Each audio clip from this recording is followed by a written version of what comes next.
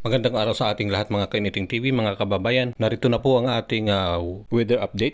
Ngayong Lunes, October 21, 2024, alas 8 ng umaga. Ang binabantayan nating low pressure area kahapon ay nag-develop na po into Tropical Depression Christine kagabi at pumasok ngayong umaga sa ating PAR. Ayon sa available data ng Pag-asa kaninang alas 4 ng umaga, ang sentro ng Tropical Depression Christine ay huling namataan sa layong 1,050 kilometers east of southeastern Luzon. Sa makatuwid, nasa silangan lang po ng Bicol region. May taglay na lakas ng hangin na 55 kilometers per hour malapit sa sentro at pagbugso naman na aabot hanggang sa 70 kilometers per hour. May paggalaw pa west-southwestward sa bilis na 30 kilometers per hour. Ibig sabihin, papalapit pa po sa Bicol region or sa Northern Samar ngayong araw hanggang bukas. Kaya naman po nakataas na po ang Tropical Cyclone Wind Signal number 1 sa Catanduanes, sa northeastern portion ng Northern Samar, northeastern section ng Eastern Samar. Dahil dito magiging maulap ang kalangitan, may kalat-kalat na pag-ulan, pagkulog at pagkidlat sa Bicol region, Eastern Visayas at Quezon. Dahil po sa direktang epekto ng bagyo, maulap din ang kalangitan at may kalat-kalat na pag-ulan, pagkulog at pagkidlat sa Metro Manila, Mimaropa, Zamboanga Peninsula, Northern Mindanao, Caraga, Basilan, Sulut, Tawi-Tawi at the rest of Visayas and Calabarzon. Dulot ng trough ng Tropical Depression Christine. Kaya tutok po kayo dito para lagi kang updated sa ating weather updates. I-follow po ang page na ito. Paki-share po. Thank you for watching and bye-bye for now.